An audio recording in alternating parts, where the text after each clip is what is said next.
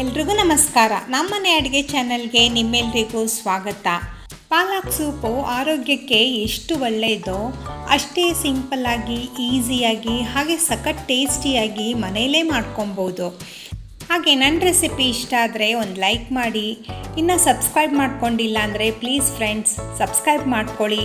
ಹೇಗಿದೆ ಅಂತ ನೀವು ಕಮೆಂಟ್ ಮಾಡಿ. ಪಾಲಕ್ ಸೊಪ್ಪು ಮಾಡೋದು ತುಂಬ ಸುಲಭ ಮತ್ತು ಕಡಿಮೆ ಪದಾರ್ಥದಲ್ಲಿ ಟೇಸ್ಟಿಯಾಗಿ ಹಾಗೆ ಆರೋಗ್ಯವಾಗೂ ಇರುತ್ತೆ. ಈ ರೆಸಿಪಿ ನೀವು ಮಕ್ಳಿಗೂ ಮಾಡಿಕೊಡ್ಬೋದು. ಹೇಗೆ ಮಾಡೋದು ಅಂತ ನೋಡೋಣ.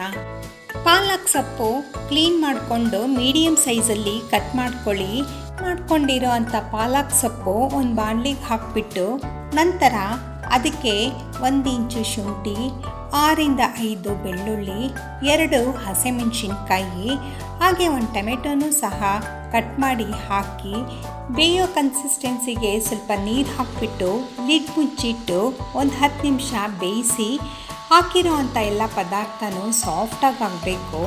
ನಂತರ ಕೂಲ್ ಮಾಡಿಬಿಟ್ಟು ಒಂದು ಮಿಕ್ಸಿ ಜಾರ್ ತೊಗೊಂಡು ಎಲ್ಲ ತಣ್ಣಗಾದ್ಮೇಲೆ ಒಂದು ಮಿಕ್ಸಿ ಜಾರಲ್ಲಿ ಹಾಕಿಬಿಟ್ಟು ಅದಕ್ಕೆ 1 ಟೇಬಲ್ ಸ್ಪೂನು ಜೀರಿಗೆ ಹಾಗೆ ಮೆಣಸು ಸಹ ಸೇರಿಸ್ಕೊಂಡು ನೀಟಾಗಿ ಫೈನ್ ಪೇಸ್ಟ್ ಮಾಡಿ, ಕನ್ಸಿಸ್ಟೆನ್ಸಿಗೆ ನೀರು ಸಹ ಆ್ಯಡ್ ಮಾಡಿ ಒಳ್ಳೆ ಫೈನ್ ಪೇಸ್ಟ್ ಆಗಬೇಕು. ಆ ಪೇಸ್ಟ್ ಆಗೋ ಗ್ಯಾಪಲ್ಲಿ ಫ್ರೆಂಡ್ಸ್ ನನ್ನ ಚಾನಲ್ ನೋಡ್ತಾ ಇದ್ದರೆ ಪ್ಲೀಸ್ ಸಬ್ಸ್ಕ್ರೈಬ್ ಮಾಡ್ಕೊಳ್ಳಿ. ಹಾಗೆ ನನ್ನ ರೆಸಿಪಿಗೆ ಒಂದು ಲೈಕ್ ಕೊಡಿ. ನೋಡಿ, ಈ ಥರ ಫೈನ್ ಪೇಸ್ಟ್ ಆಗಬೇಕು. ಅದೇ ಬಾಣಲಿಗೆ ಪೇಸ್ಟ್ ಮಾಡಿ ಇಟ್ಕೊಂಡಿರೋ ಅಂಥ ಪಾಲಕ್ ಎಲ್ಲನೂ ಹಾಕಿಬಿಟ್ಟು ಮತ್ತು ಮಿಕ್ಸಿ ಜಾರ್ ತೊಳೆದಿರೋ ನೀರು ಸಹ ಹಾಕಿಬಿಟ್ಟು ಒಂದು ಸತಿ ನೀಟಾಗಿ ಮಿಕ್ಸ್ ಮಾಡಿ ನಂತರ ಇನ್ನೊಂದು ಸ್ವಲ್ಪ ನೀರು ಆ್ಯಡ್ ಮಾಡಿ, ಯಾಕಂದರೆ ಸೂಪ್ ಕನ್ಸಿಸ್ಟೆನ್ಸಿಗೆ ಬರಬೇಕು. ರುಚಿಗೆ ತಕ್ಕಷ್ಟು ಉಪ್ಪು ಸಹ ಆ್ಯಡ್ ಮಾಡಿ ಸೂಪ್ ಕನ್ಸಿಸ್ಟೆನ್ಸಿಗೆ ಬರೋ ಥರ ನೀರು ಸಹ ಆ್ಯಡ್ ಮಾಡಿಬಿಟ್ಟು ಸ್ವಲ್ಪ ತೆಳ್ಳಗೇನೆ ಮಾಡ್ಕೊಳ್ಳಿ. ಒಂದು 5 ರಿಂದ 10 ನಿಮಿಷ ಲಿಡ್ ಮುಚ್ಚಿಡಿ. ಹಾಗೆ ಸ್ವಲ್ಪ ನೀಟಾಗಿ ಮಿಕ್ಸ್ ಮಾಡಿದ್ರೆ ನೋಡಿ ಈ ಥರ ಆಗಿರುತ್ತೆ. ಪಾಲಕ್ ಸೊಪ್ಪು ರೆಡಿಯಾಗಿದೆ ಸರ್ವ್ ಮಾಡೋದಕ್ಕೆ. ಇಲ್ಲಿ ನೋಡಿ, ಒಂದು ಬೌಲಿಗೆ ಸರ್ವ್ ಮಾಡಿ ತೋರಿಸ್ತಾ ಇದ್ದೀನಿ.